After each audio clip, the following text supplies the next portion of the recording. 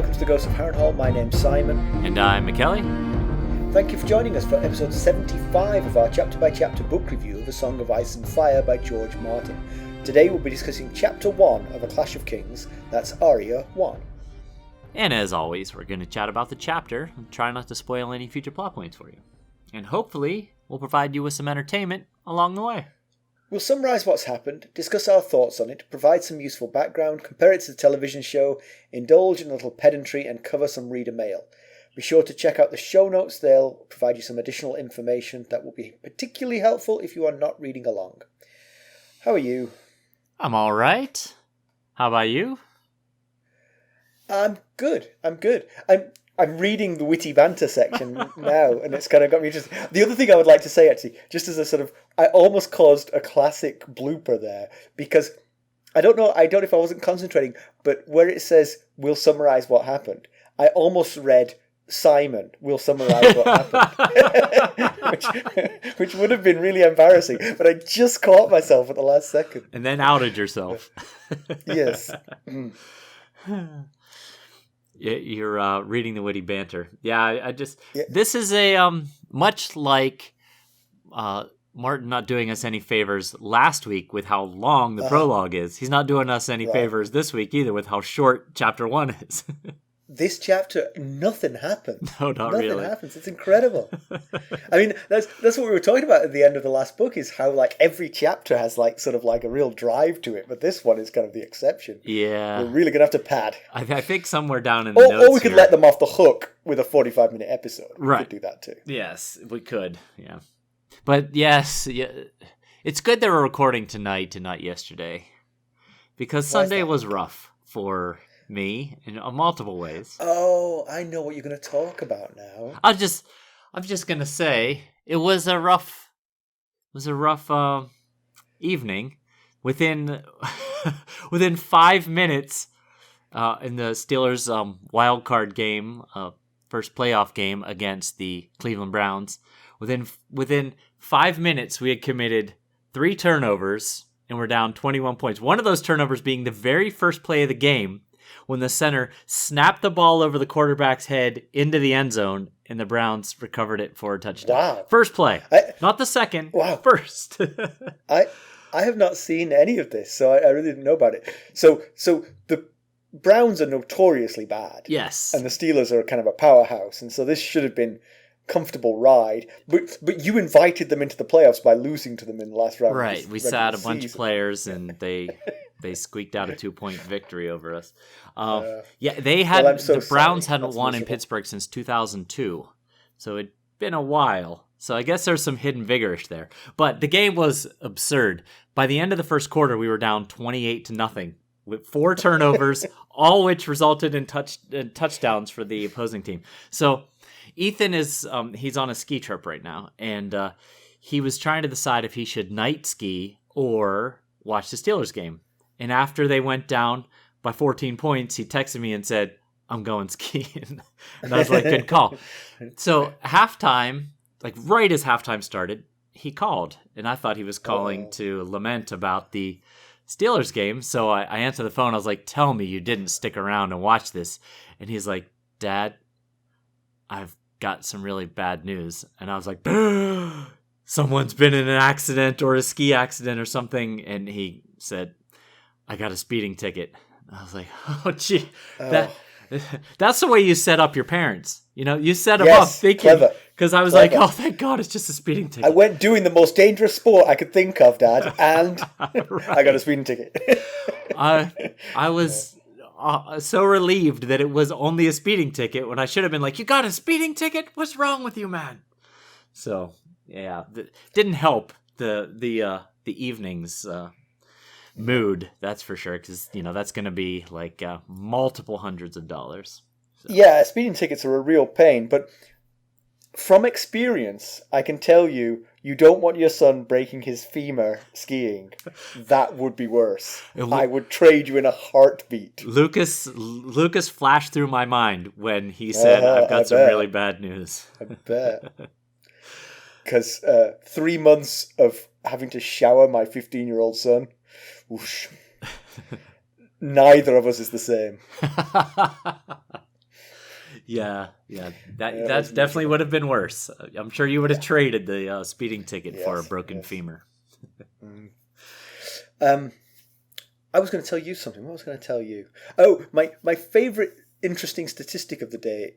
I've got to credit Jimmy Kimmel with this. I saw this the other day on Jimmy Kimmel. Is Yankee Candle. Okay. You know who Yankee Candle are? Familiar. They make candles. Yep. Yes. And their reviews have gotten worse and worse over the last year. And they've figured out why it is. It's COVID. Basically, if you break, I know you're going with this. I think if you break their reviews down into their scented and unscented candles, their unscented candles, their reviews have stayed steady, but their scented candles have tailed off, and it perfectly matches COVID cases. Because people can't smell. I can't smell this candle. Exactly, and that's what the complaint is. It's like, what's wrong with you people? These candles don't smell. I was in your store, and then I sniffed every single candle in that store. Didn't smell one of them. Yeah. You know, it's funny you say that. A friend of ours, he and I were talking about his sister had just gotten her first COVID vaccine shot because she works in the healthcare industry. Okay. And she said that because she works in the healthcare, in a doctor's office, every morning she would get up and smell a candle to make sure she didn't have COVID. Oh, and one morning she got up, couldn't smell the candle, and went and got tested, and turned out she had COVID. So, oh wow! Luckily, she didn't write a review based on that day. This candle was fine for 2 weeks, and now it's rubbish. So that was her like canary in the mine shaft type deal. Yeah. Okay, so let's get down to business. How do we leave Arya? Last we saw of her, she was living on the streets of King's Landing, trying and failing to escape the city. She was present for, but thankfully didn't actually witness her father's execution, as Yoren of the Night's Watch prevented her from seeing the deed. Yoren then took her into an alley and brandished a knife. Uh-oh. McKelly, why don't we give them the summary? But I mean, if you're saving her from seeing her father's death, probably you're not just going to stab her. Right. Completely gratuitous. Why don't we give them the summary of this chapter? Yeah, I could summarize this up in about one sentence, but we'll do it in long form. Well, as we had hoped, Yoren did take Arya with him. Sporting her fancy new hairdo, courtesy of Yoren and his knife, the guards didn't even glance at her as she passed through the gate in Yoren's group of 30 recruits, finally leaving King's Landing. As she rides away, she hopes the Blackwater rush rises up and floods the whole city.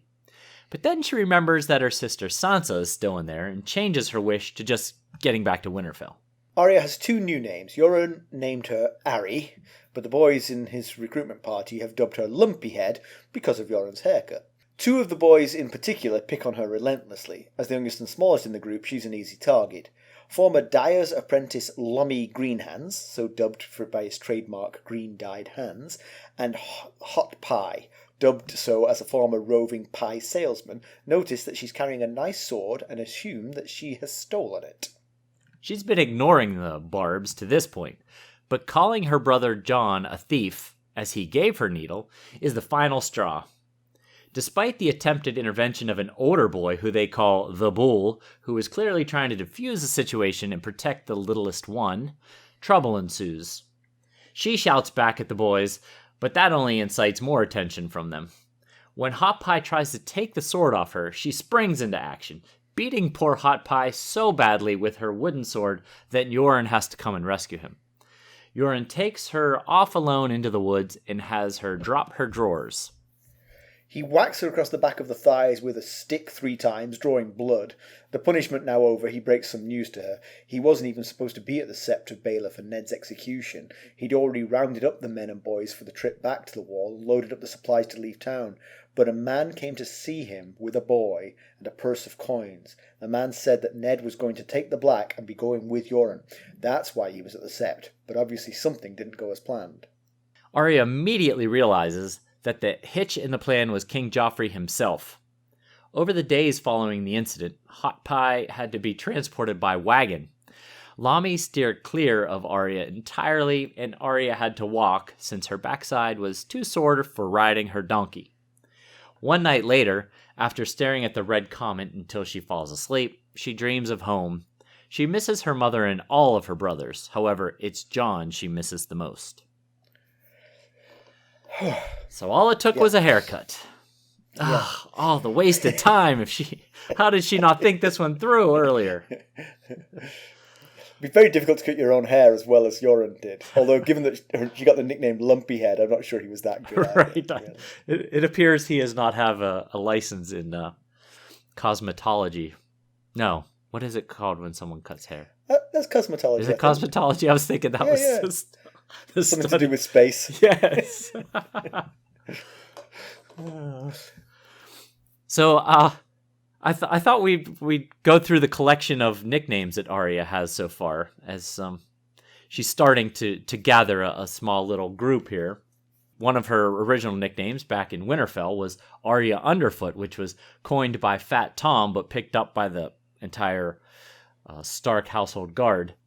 And Hullen, when he was dying during the kind of the Lannisters taking over the Tower of the Hand, the storming of the Tower of the Hand, if you will, by the Lannisters, she ran into Hullen. She thought he was dead, but it turned out he wasn't, and he called her Arya Underfoot, even with his dying breath. So it must have really stuck. And she did like that better than Arya Horseface, which is the other nickname she had from... Yeah. You can get out from under someone's feet, but it's difficult to get away from your own face. Right. Yeah, Arya Horseface was coined by Jane Poole, and in the chapter, I think it was actually the first Arya chapter, Arya describes herself in reference to this Arya Horseface nickname as having her father's long, solemn face. So she didn't seem to care for that one much, but apparently she cared for it more than being called Lumpy Head, which a little bit, I mean, the hair's going to grow back. So that's true. That's true.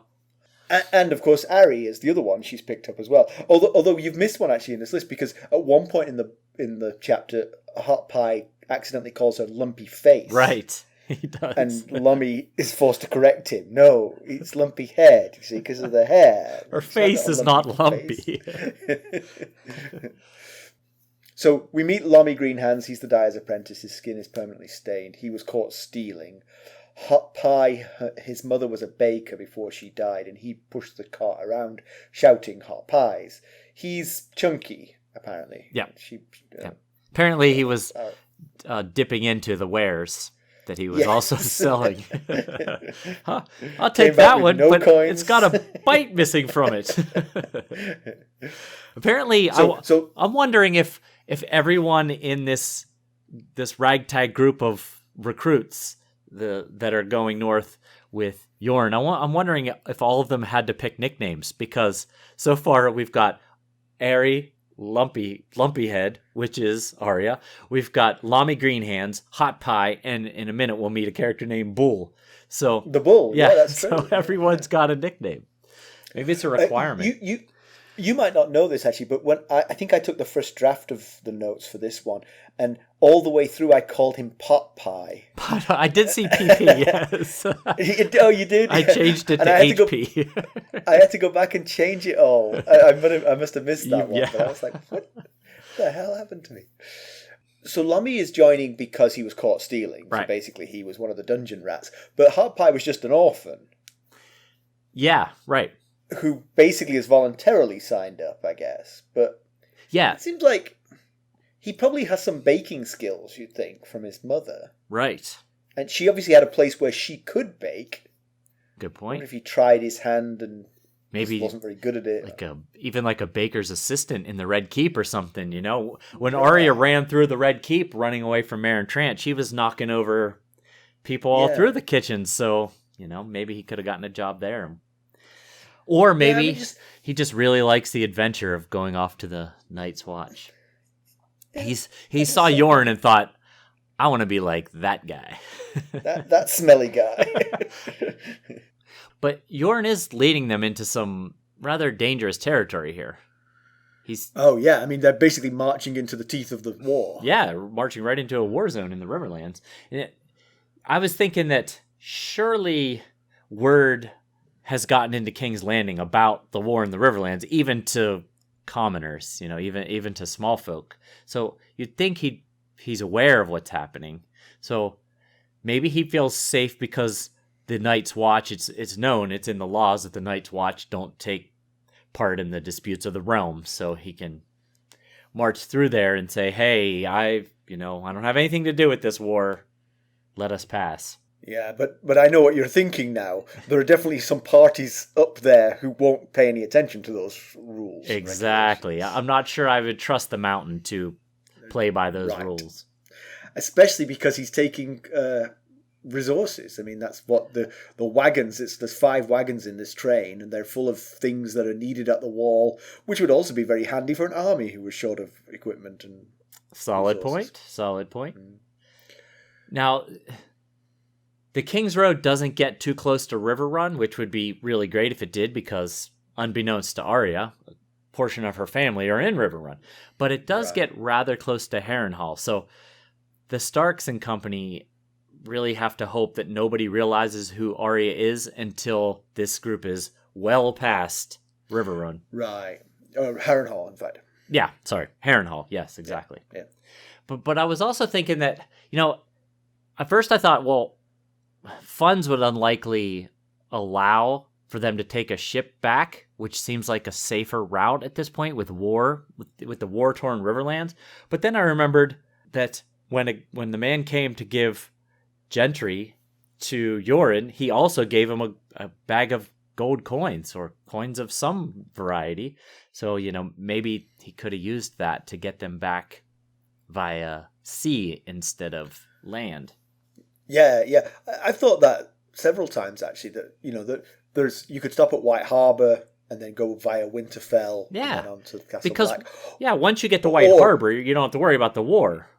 Right. But even if you weren't actively trying to take Arya back to Winterfell, you could just go all the way to the wall. Right. Eastwatch by the Sea. Yes, you could. Would be, that seems like a much easier way to travel. And basically, the people you've got who are prisoners have no way to escape if they're on a ship. Right.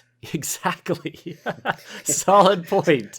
You could actually go all the way to Eastwatch by the Sea, and then send a raven to Winterfell and say, hey, we've got Arya up here. Because when they're up that far north, they don't really need to worry about gold cloaks or Lannisters or anything. Exactly, yeah. So they could send an escort.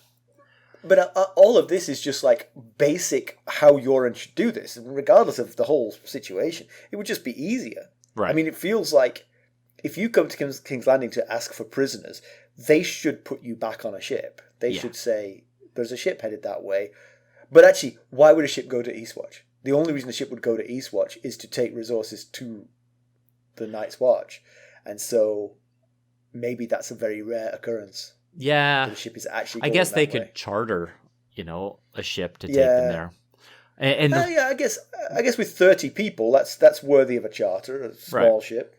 And one thing that Yoren doesn't know is that Mormont had put Alliser Thorne on a ship heading to King's Landing to show King Joffrey the hand of the White to try and convince him to help out. So had Yoren known that, he could have maybe just waited for Alliser Thorne to get there and then take that ship back up to... You presume it's an Eastwatch ship. It may be a ship from Summer Isles that happen to just be there. But yeah, I take your point. Another thing, I realized as I was thinking about Yoren, he's kind of the Forrest Gump of the Stark family. You know how Forrest Gump was always like meeting famous people and getting into situations that he really just kind of bumbled into? Well, Yoren has... Oh yeah. He was with Jon. Right? He was with Jon and Tyrion on their way north of the Wall because he was bringing Rast and another guy from the Fingers. He was with Tyrion at Winterfell on Tyrion's way back down, where he would have met Robb, Bran, Rickon. He was at the end of the crossroads when Cat took Tyrion hostage, and he was in Ned's chamber when Arya was telling Ned all about what she saw in the dungeons, and then he was at the Sept of Baelor when Ned was killed. So he's like following all the Starks. He's met every single Stark. Except Sansa. Well, yeah, he would have seen Sansa on stage, but yes, you're right. Oh, yes, he even saw her, yes, because he was at the beheading, she was there. So, wow, that's amazing. I really hadn't thought of that. He really is sort of like at every Stark occasion. Right. He just keeps bumbling his way into Stark family business. It's like one of those horror movies where, like, the photographs, he's always in them. Right. That guy. That's really interesting. And it's interesting that that all of this is without making him a POV character. Right. Yeah. You know? He just normally, to get that much screen time, you need to be a POV character, but he just happens to... He just bounces... Wherever Yoren goes, that's where we're going next. That's where the action is. He's the harbinger of action. So he's basically... He's seen Tyrion, like, 4 separate occasions. Well, he went north. He went up to Castle Black, north from Winterfell. He hung out with him. Yeah, and then came back down. Then he bumped into him again. Oh, he came back down with him. He didn't bump into him at Winterfell. He was with him all the way to Winterfell. He was with him all the... He accompanied him to Winterfell. Right. Yeah. Gotcha. And I guess he accompanied him all the way to the inn at the crossroads, because they were both going that same direction. Right. I kept thinking he was bumping into him, but he was with him the whole way down. Yeah, they were travel buddies. Until he lost him. Yeah.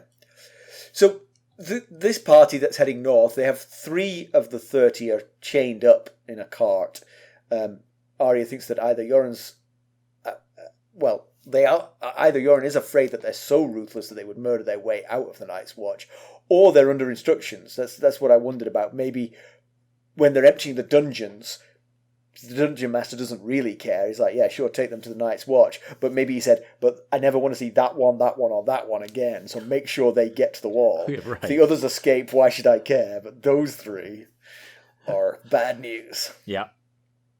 But if they're that bad news that they have to be put in a cell, like a traveling, rolling cell, for the whole way from King's Landing to Castle Black, I mean, I know that the Night's Watch need men, but are they so desperate that they have to take these 3? And if he tells Arya that her father gave him the pick of the dungeons, if these are part of the pick, I would hate to see who he left behind.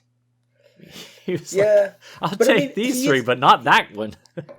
He is recruiting for a fighting force, so a little bit of psychosis is not a bad thing, perhaps. Yeah. If you can keep it under wraps. Except for that they don't, to this point so far anyway, they haven't really had anything to fight. So they have the wildlings to fight, but... let's not rake these coals again, but yes, I take your point. So I was also wondering about these folks in this traveling party, the ones that came from the dungeons anyway. How many of them were unfairly thrown in the dungeons thanks to one of Joffrey's whims? Because we saw in Sansa's POV just how he was throwing people left and right into the dungeons for things that had no business. Like he threw that one woman into the dungeon simply for having loved someone who Joffrey had deemed a traitor, or that was generally deemed a traitor. He had her thrown in the dungeon. So I wonder just how many of these folks were just regular old small folk who happened to come across Joffrey on a whim when he decided to throw him in the dungeon. I'm going to guess the 3 in the that are chained up are not those. Right. That's a safe bet, yeah. I also find it odd that she mentions there's 3 of them, but she only describes 2 of them.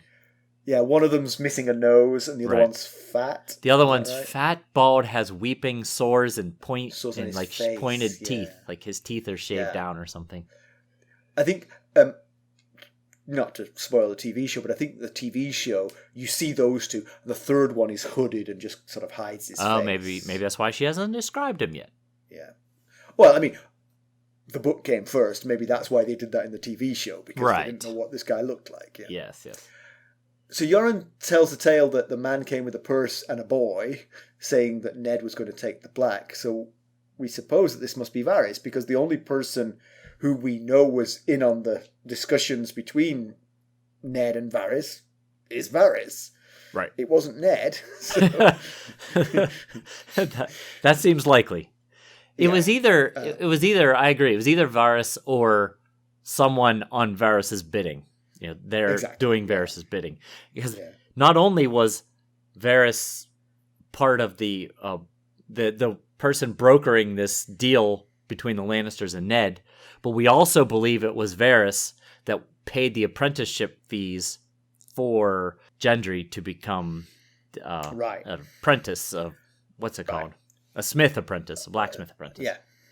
And so this, so the bull is clearly Gendry because he's carrying the helmet that we know that Gendry built. Right. And so he's obviously the boy that was brought to Yoren by this character who seems likely was Varys or Varys's appointee. Yeah, it certainly fits. So, I mean, she describes him as a boy with black hair and a bull helmet. You know, he seems to be quite fond and proud of.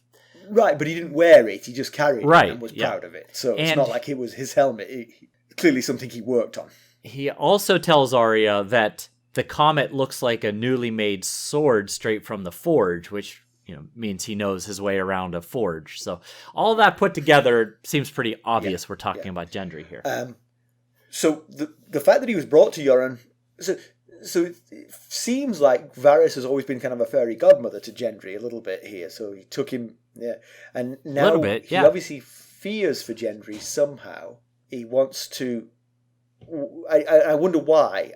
I mean, or is it a fear for him, or is he trying to do something? Is he trying to install him somewhere so that maybe one day he can reveal his birthright and raise him up? It's either that or erase his birthright by putting him in the Night's Watch.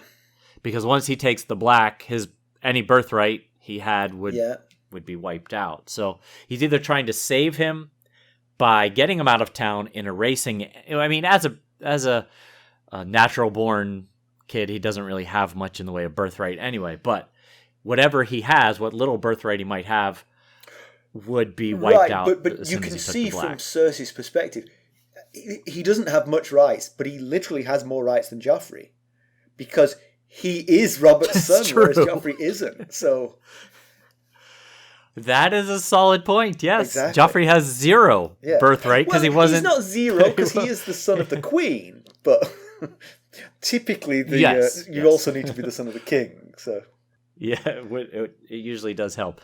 Of course, now both of Gendry's parents are dead, so it would be really hard for him to prove that he is Robert's son, other than looking at him and saying, which is apparently like what everyone does. I guess so, yeah. Yeah, but you're right. Is he maybe hiding him from Cersei simply because he's afraid of what Cersei might do to, there's the rumor going around that Cersei had the babies that Robert fathered in Casterly Rock. Yes, we did talk about that. Yep, I remember.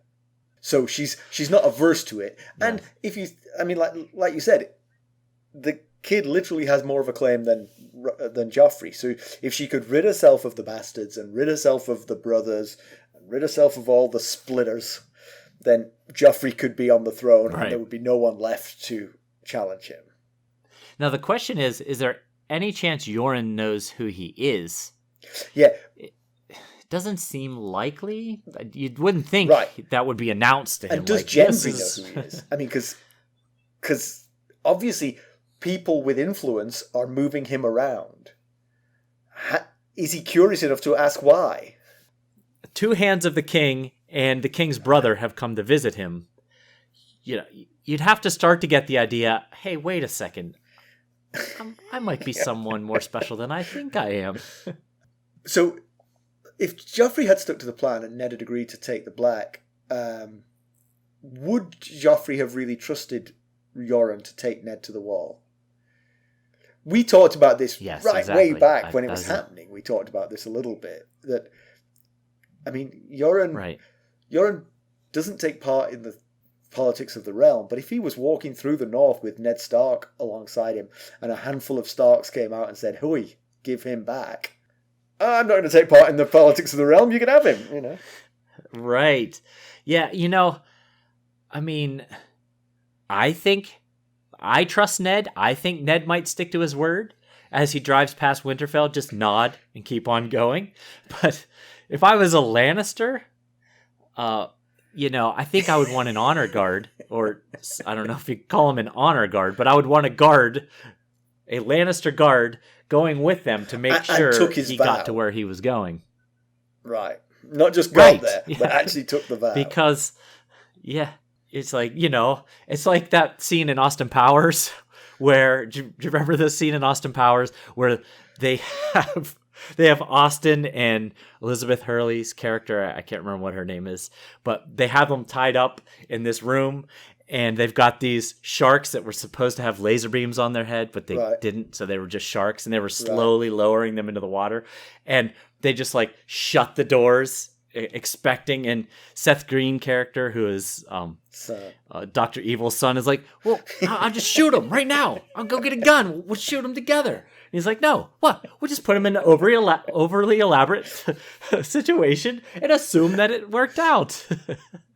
That's kind of what they'd be doing here. Like, we gave him to this one random dude and said, hey, take him back to Castle Black with you. What are the rules for taking the Black? Could Ned make his vows there and then? I mean, obviously he's got enough training already. He doesn't need to go through basic training. Could he make his vows in front of Yoren? Right. Because that would help me. If I was a Lannister, that would help me feel a lot better about it. Yeah, and like, as we learned watching Jon, the ones who are there in lieu of criminal punishment have no choice but to take the Black. So I don't know if they have to say some like pre-take the Black oath beforehand or what, but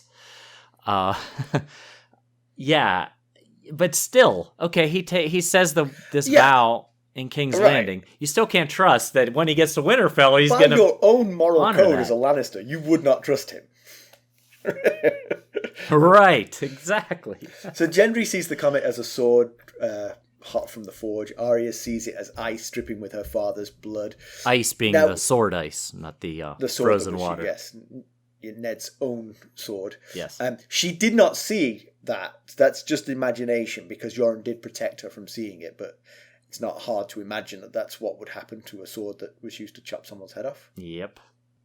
So Arya, the chapter ends with Arya dreaming about being back with her family, and she can't wait to get to Winterfell to be with them. She misses all her brothers. Like we said in the summary, she misses all her family, but she specifically very strongly misses Jon. In this chapter, you really get a sense of what he meant to her and what it appears that she meant to him. And it's very sweet. She wishes that they could somehow get to the Wall before they got to Winterfell so that they could have a nice reunion and all that. But if they'd taken a boat to Eastwatch. Oh, yes, right. I wish. Well, boy, Yoren really messed this all up.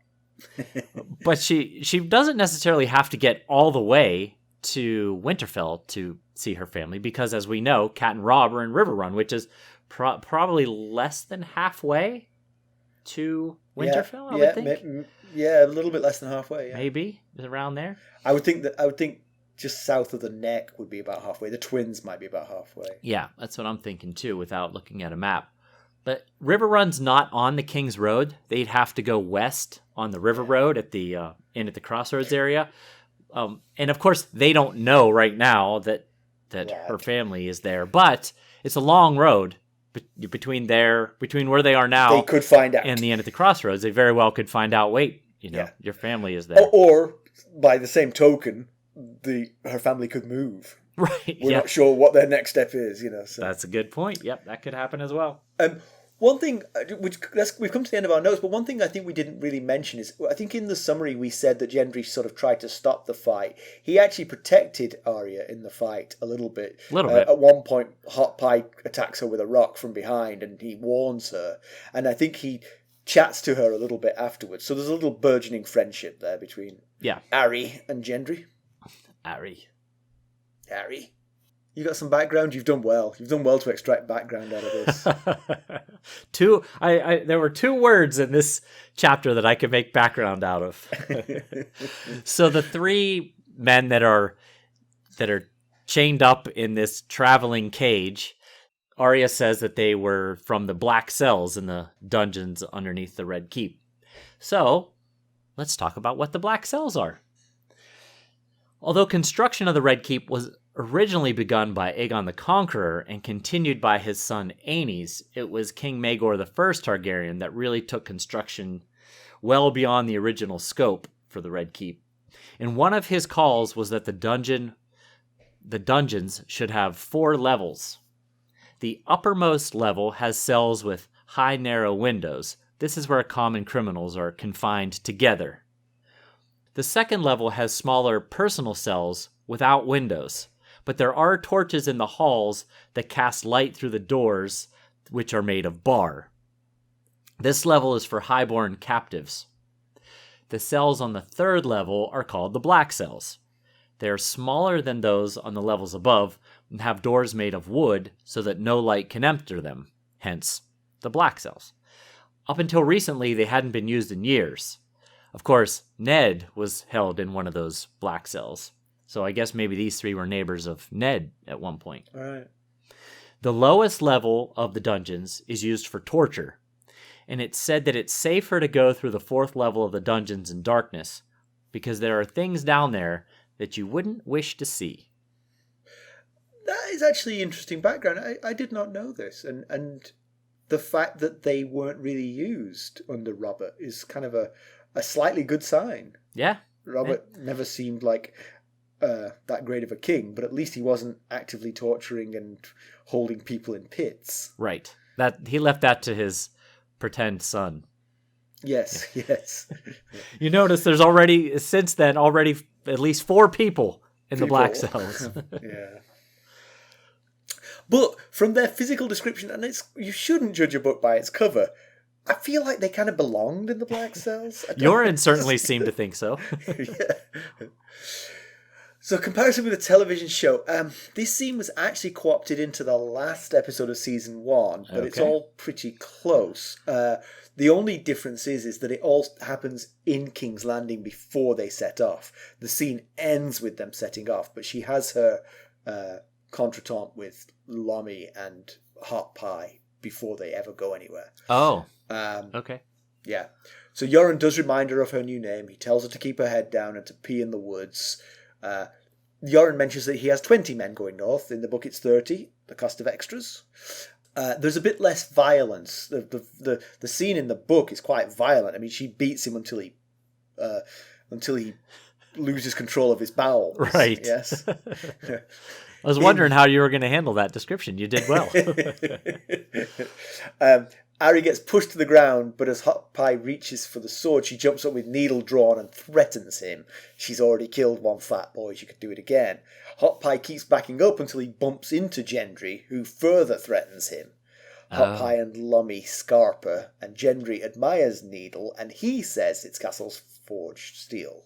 Okay, and, which is something that Arya said in the book. She asks why he's in the Night's Watch, and he says that he was an armourer's apprentice and the armourer got sick of him, so here I am. So either he's dissembling, which doesn't feel like a Gendry trait, to be honest, right, or he himself doesn't know why Varys made the move that he has done. Uh-huh. Since Hot Pie isn't beaten, there's no spanking from Yoren, so that doesn't happen. Okay. So, just one question I had for you here, just about that, while I was thinking about the TV show. And you'll have to help me if this was in the book. In the scene in the TV show, when Ned arrives at Baelor Sept, he sees Yoren. Uh-huh. And he directs Yoren sort of with a look to Arya. TV show only, not in the book at all. TV show only. Okay. And I wondered if Ned was expecting something to go wrong. Right. Because why would you send Yoren to Arya if you were expecting to take the black and be...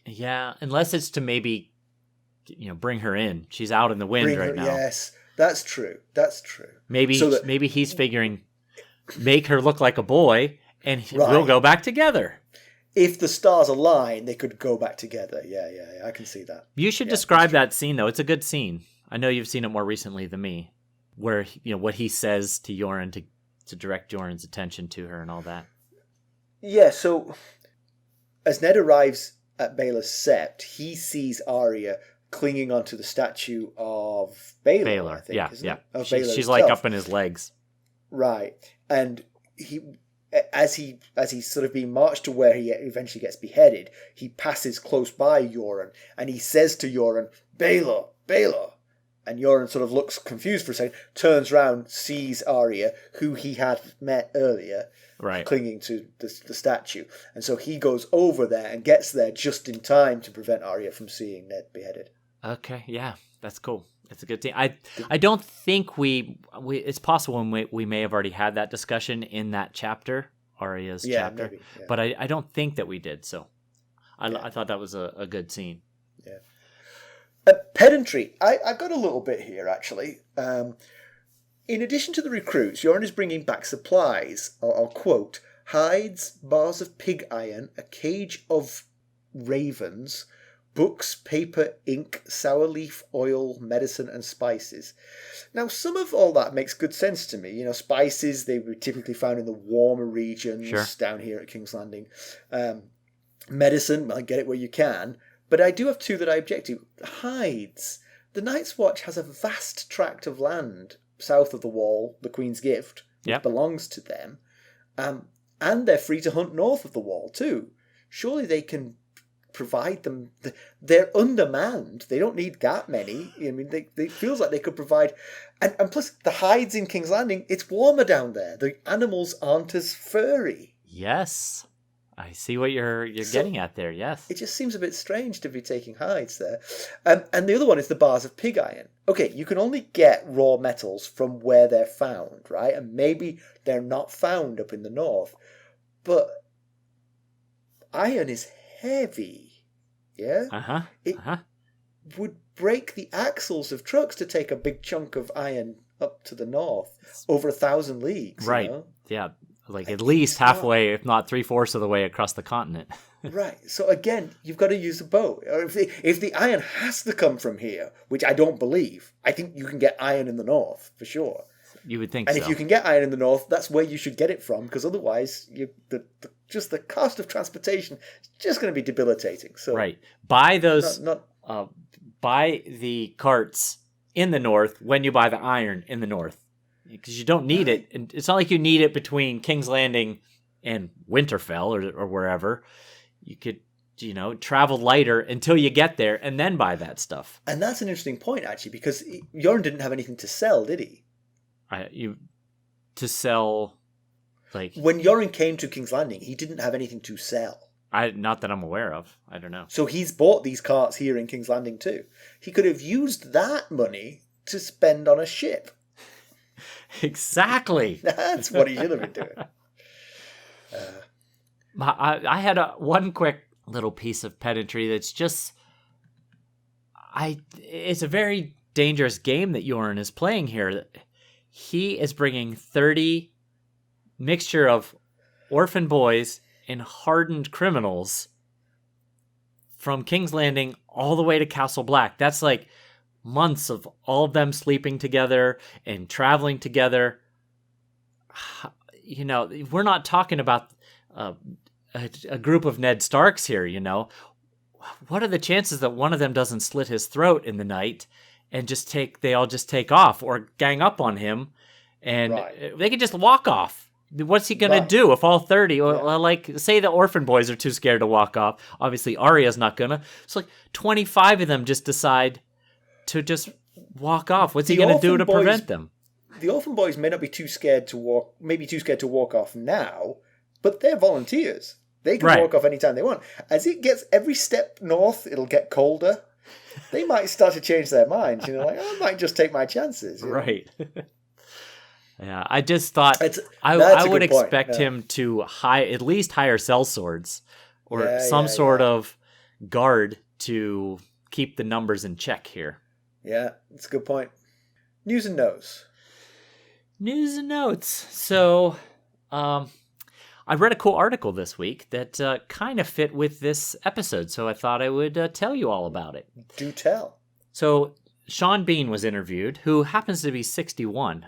I was a little bit taken aback. I picture him as either Boromir or Ned Stark, neither which are 61 in my head. So Anyway, Sean Bean was interviewed by Entertainment Weekly, and he talked about what was going through his head during Ned's death scene.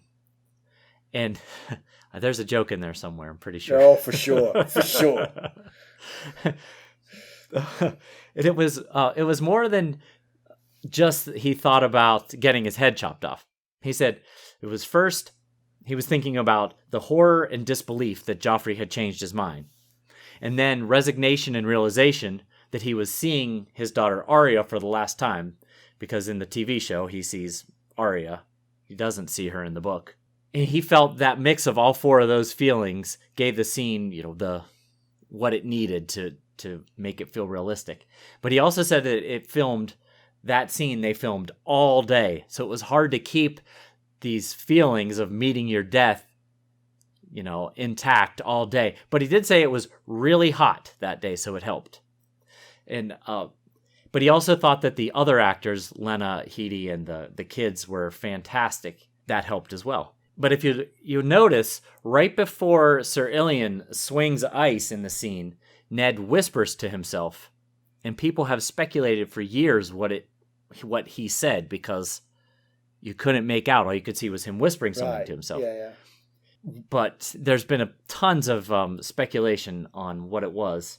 Some thought that he said Valar Morghulis, which is a term we'll learn later. Some thought he said, I kept my promise. Others thought he was talking to Bran, maybe because of the dream with Bran. I don't even think that was in the TV show. So anyway, but what actually happened was Sean asked someone what an appropriate prayer would be for someone with Ned's beliefs. And he took that info and made a private, personal prayer that, to my knowledge, he has not shared with anyone. How interesting. So You see, that's how actors can bring something more than just, reading the lines to a part, that kind of thing. Because he clearly thought carefully about this whole situation and created a huge sort of mystery for everyone about what he was actually saying. Right. Yeah. All right, let's conclude. So Arya has escaped King's Landing, as she'd hoped. She appears to have made a friend of sorts in Gendry, but she has certainly made an enemy of Hot Pie. At least he's going to be scared of her. Well, nothing else. Yeah. He might be an enemy now, but he also might not mess with her. Either that or she's got to sleep with one eye open. One or the other. Yeah. But this chapter, like you said earlier, that nothing really happened in this chapter. It felt like this little chapter had two reasons for being. One was to fill us in that Ned was supposed to take the black and that it was Joff that made the executive decision to change it, which we had speculated, but now we had it confirmed in this chapter.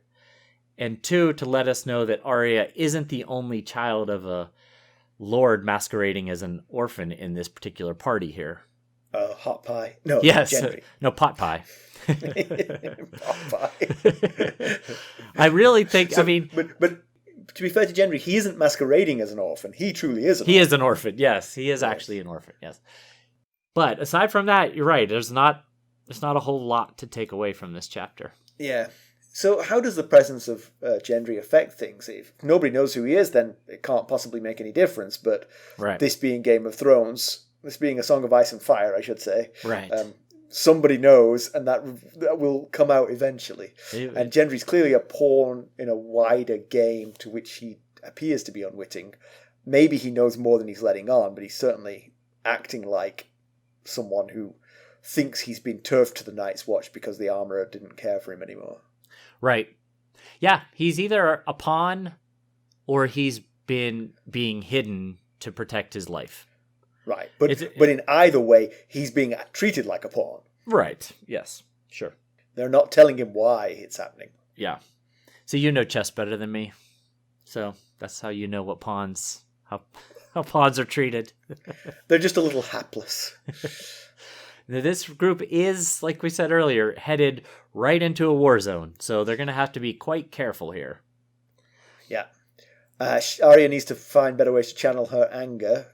When Yoren's berating her. And the scene where he spanks her we perhaps didn't cast that in a true light. He is trying to teach her without actually trying to hurt her, but he has to sort of go through the motions of it.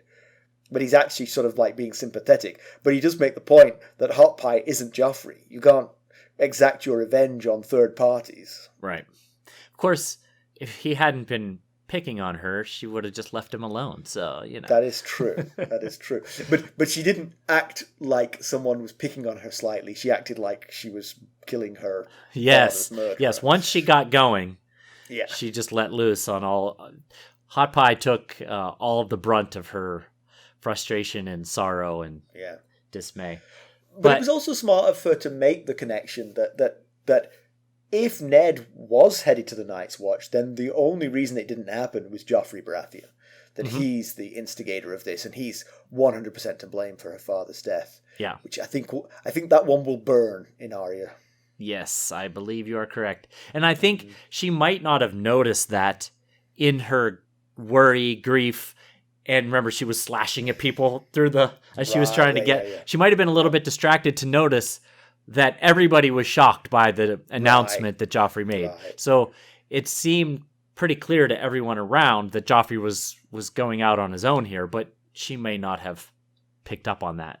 And Yoren seems like a fairly good egg, He does. He's rough. He's going to treat her like a unpleasant uncle, but right. He's got her best interests at heart. He's trying to save her. Yeah, you don't imagine he's going to be like old Nan and sit around and tell her campfire stories and stuff. But he did seem... Well, actually, he might do that. Might. They're going to have a lot of nights together on this trek across channeling the realm. realm. Worst bits of old Nan, he might do that. Yeah. Yeah, he did seem a little bit concerned about the fact that she was in pain after he whacked her 3 times with the stick. Yeah. He said, choose some sour leaf, it'll help the sting and stuff. But he did also say, next time you take a stick to one of your brothers like that, you'll get twice what you got, which is... Both of them know that's not true, because both of them know she's not going to take the black. But, I guess... For the journey. Yeah. For the journey, she's there. They're brothers for the journey. Yeah.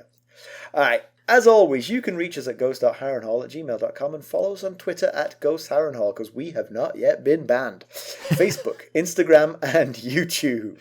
Not yet, anyway. And if you wouldn't mind going out and leaving us a 5-star rate and or a fantastic review. How could you not? We would be forever in your debt and very thankful for that. We would. Thanks for listening. Thanks. Bye. Bye.